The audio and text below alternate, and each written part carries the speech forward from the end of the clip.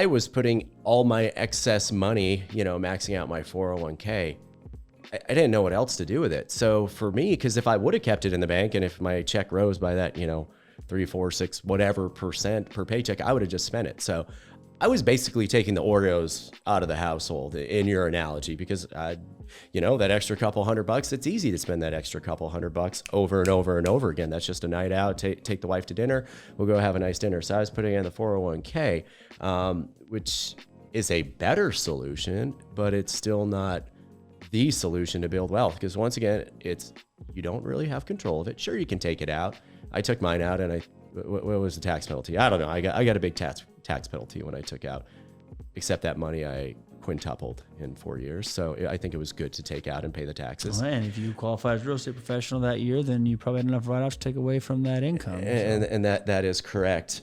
So I definitely see that. And that brings you to the next part of the education that goes with it. You have to get educated in this stuff. And I think that's something that's just incredibly lacking. Now I'm kind of going down a little rabbit hole here, but it just blows my mind that none of these things are even taught at a basic level of, look what banks do. Look at anytime you hear the word banker, there's some of the wealthiest people. Okay. Banks make a lot of money. They leverage every dollar. Everything is a leverage for them. Everything. It's you deposit $1, they're lending out 10.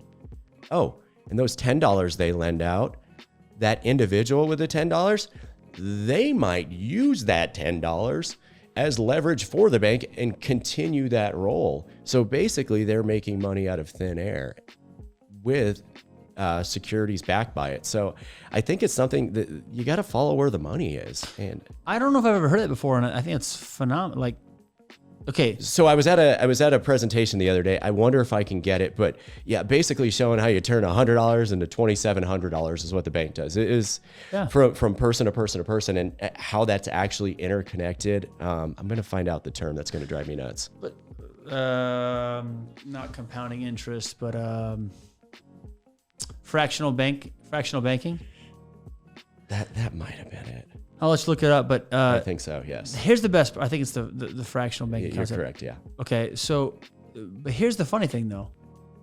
The people that follow this process of save every single penny, I'm so scared to spend any money, I'm so scared to try to earn money. They're putting their money in the bank and just saving it. And I know this is what you're saying right now, but I think it's a great thing to say. I think it's a perfect way to prove your point. The person, whoever you are, you're scared to use your money to make more money, and instead you put it into the bank. The bank is now just using your money and doing exactly what you were scared to do to make more money. And I know you just said that, but I think that's such a great example of the things you're scared of, the people you're trusting with your money are doing with your money.